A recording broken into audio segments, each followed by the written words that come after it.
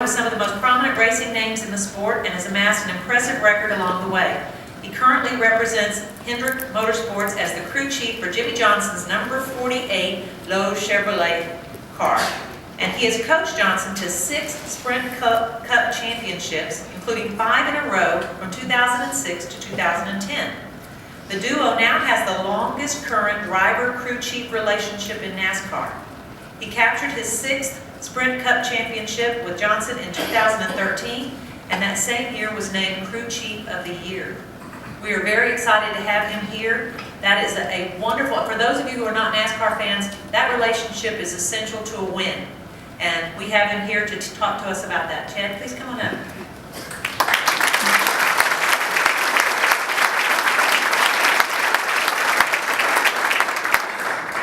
Thank you, Wendy. I appreciate that. Well, good morning, everybody. So some of you went out last night, huh? I heard. Well, how many of you are race fans? All right, so we got a few. Cool. Well, I will give you for those of you that don't know me, I'll give you a brief history about who I am. Wendy touched on a lot of it. Before I was born, my father was racing throughout the Midwest. And much like any father-son relationship, let's say if you have a father that's a baseball player or a football player, you tend to follow them along and want to be like them, right? Well, that's the way that I was when I was a young man. I wanted to go with my father to the racetracks. I wanted to be a race car driver like my father. And gosh, you guys see them now, right? We got these big transporters. You know, we fly on planes and all that kind of cool stuff. But back then, that wasn't the way that it was. Back then, my father had a pickup truck and had a little trailer behind it, and he'd pull his race car all around the Midwest. And I'd be sitting in the back of the pickup truck riding along. I was that kid in the back window. Sitting there like that, right? And that's kind of how racing started for me. It started at the foundation, the grassroots of my childhood. And as we went around the Midwest, and as we were growing, I mean, shoot, we were in Minnesota, Michigan, Iowa, Illinois, Wisconsin, everywhere you could think about up there. I was really starting to get into this. I was really starting to understand the culture of what it takes to be successful in motorsports. You think you just take the car and you go out there and you race it, you come back home, you put it in the garage, you go get it the next weekend, you take it to the track, race again. If it breaks, well, you just fix it, right?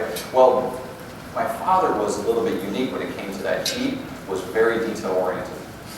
So in those days, you didn't have a bunch of people that worked on your race cars. You had a few volunteers, and then it was your responsibility as the driver, as the family of the team to make sure everything was done and the details were met properly.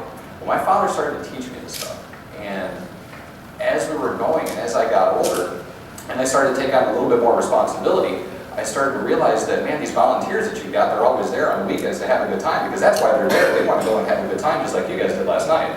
And not necessarily do all the due diligence and pay the dues that they have to make sure that the team is successful. So I had to take on more responsibility, and I did this at a very young age. My father is a stickler for details. He never stopped pushing. My dad always had this saying that you're never done working on a race car, it's just time to go race.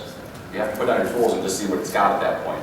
And that's the way that I approached it. We were always working on that car. So as I got a little bit older, middle school, 13, 14 years of age, I really started to take on the majority of the responsibility. I would leave school, I would go work on the race car. My dad would come by after he got off work at 6 o'clock, 7 o'clock at night. I'd already be there and had 2-3 hours working on the car, and we worked till 10 o'clock at night and get up and do it again the next day.